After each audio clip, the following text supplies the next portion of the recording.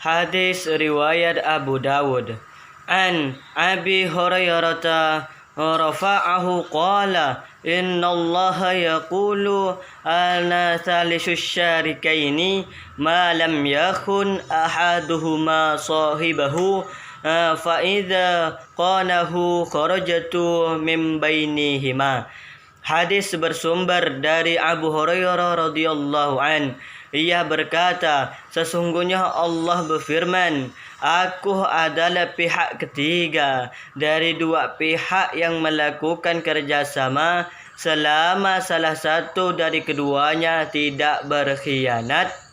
Maka jika salah satu dari keduanya berkhianat, maka aku keluar dari antara keduanya. Hadis riwayat Ibnu Majah an Shalih bin Suhaib an abihi qala Rasulullah sallallahu alaihi wasallam salasun fihinnal barakatul bai'u ila ajalin wal muqaradatu wa ahlatu burri bisyairi lil baiti la lil bai'i. Telah menceritakan kepada kami Hasan ibnu Ali al-Khalal, telah menceritakan kepada kami Bisra ibni Sabit al-Bazar, telah menceritakan kepada kami Nasir ibnu Qasim dari Abdurrahman ibni Daud dari Saleh ibnu Suhaib dari ayahnya berkata, telah bersabda Rasulullah sallallahu alaihi wasallam, tiga perkara yang mengandung berkah adalah jual beli yang ditangguhkan, melakukan kirot atau memberikan modal kepada orang lain, dan mencampurkan gandum dengan gelai untuk keluarga, bukan untuk diperjualbelikan. Hadis riwayat An-Nasa'i an Abdillahi qala ishtarakatu ana wa Ammarun wa Sa'dun yauma Badrin faja'a Sa'dun bi asiraini wa lam aji ana wa Ammarun bi syai'i. Hadis bersumber dari Abdullah radhiyallahu an. Ia berkata, Aku bekerja sama dengan Ammai dan Sa'ad pada saat perang Badar. Lalu Sa'ad berhasil membawa 2 rampasan perang, sedangkan aku dan Ammai tidak mendapatkan apa-apa. Hadis riwayat An-Nasa'i an Ibni Umar qala Rasulullah sallallahu alaihi wasallam, Man a'taqa syirkan lahu fi mamlukin wa kana lahu mim mali ma yablughu samanuhu bi imatil abdi fahuwa atibun mim malihi. Hadis bersumber dari Ibnu Umar radhiyallahu an. Ia berkata, Rasulullah sallallahu alaihi wasallam bersabda, siapapun yang melepaskan atau membebaskan budak yang menjadi bagiannya dalam kepemilikan, maka ia berhak atas harta kepemilikannya sesuai capaian nilai harga seorang budak, lalu ia menjadi pembebas kepemilikan hartanya. Hadis riwayat An-Nasa'i an Jabirin anna Nabiy sallallahu alaihi wasallam qala ayyukum kanat lahu ardun aw nakhlun fala yabi'ha hatta ya'riduha ala syarikihi. Hadis bersumber dari Jabir radhiyallahu an bahwa sesungguhnya Nabi sallallahu alaihi wasallam bersabda, siapapun yang memiliki sebidang tanah atau kebun kurma, maka janganlah menjualnya sampai ia menawarkan kepada partnernya. Hadis riwayat An-Nasa'i an Jabirin qala qada Rasulullah sallallahu alaihi wasallam bisyuf'ati fi kulli syarikatin lam tu'sam rab'atin wa ha'itin la yahillu lahu an yabi'atu hatta yu'dhina syarikahu fa in sa'a akhadha wa in sa'a taraka wa in ba'a wa lam yu'dhinhu fa huwa ahaqqu bihi. Hadis bersumber dari Jabir radhiyallahu an, ia berkata Rasulullah sallallahu alaihi wasallam telah memutuskan perkara suf'ah dalam setiap perkarangan atau perkebunan yang menjadi milik bersama yang tidak bisa dibagi. Karena itu maka tidak boleh menjualnya sampai partnernya memberi izin. Jika ia mau maka ia boleh ambil, jika tidak maka ia boleh tinggalkan. Dan apabila ia menjualnya tanpa meminta izin darinya, maka partnernya lebih berhak. Hadis riwayat An-Nasa'i an Abi Rafi'in qala Rasulullah sallallahu alaihi wasallam al-jaru ahaqqu bisyaqabihi. Hadis bersumber dari Abu Rafi'i berkata Rasulullah sallallahu alaihi wasallam bersabda, tetangganya lebih berhak adanya sifat kedekatan hak suf'ah.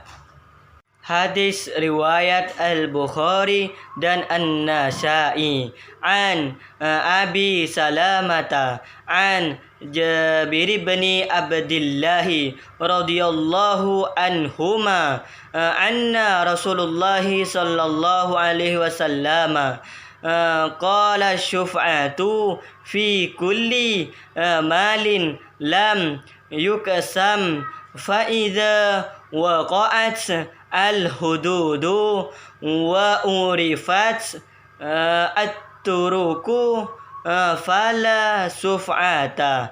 Hadis bersumber dari Abu Salamah dari Jabir radhiyallahu an bahwa Rasulullah sallallahu alaihi wasallam bersabda, hak suf'ah berlaku bagi setiap harta yang tidak bisa dibagi, maka bila ada batasannya, jika diketahui secara jelas, maka tidak berlaku hak suf'ah.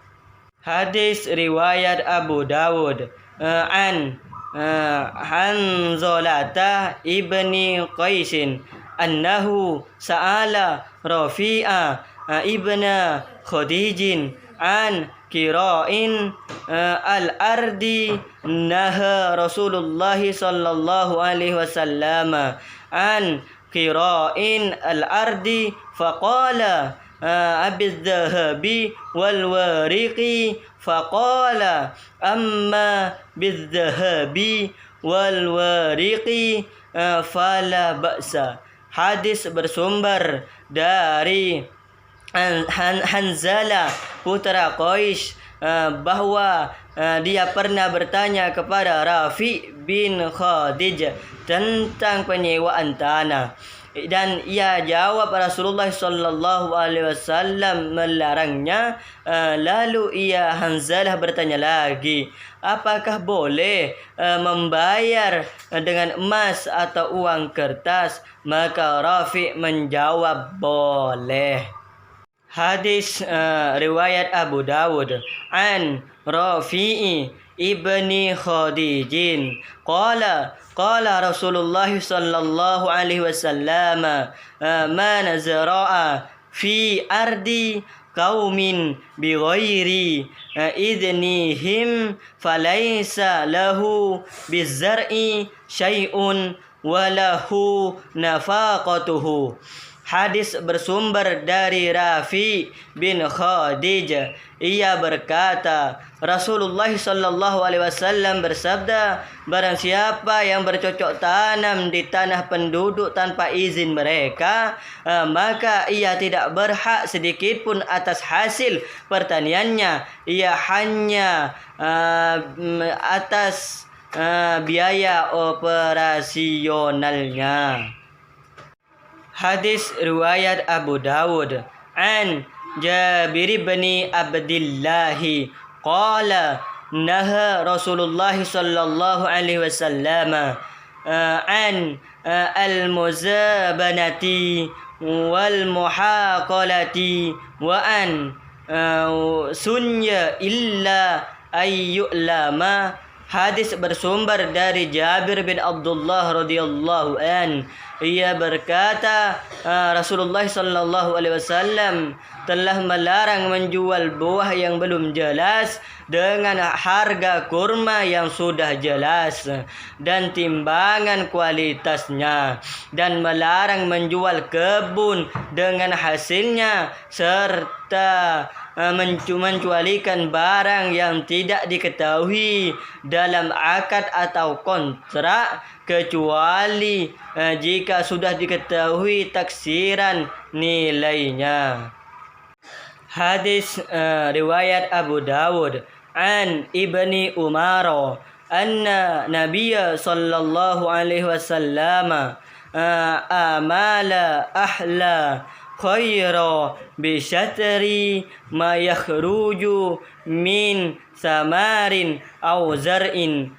Hadis bersumber dari Ibnu Umar radhiyallahu an bahwa Nabi sallallahu alaihi wasallam melakukan transaksi kerjasama dengan penduduk Khaybar dengan bagi hasil separuh dari hasil perkebunan atau pertanian. Hadis riwayat Abu Dawud.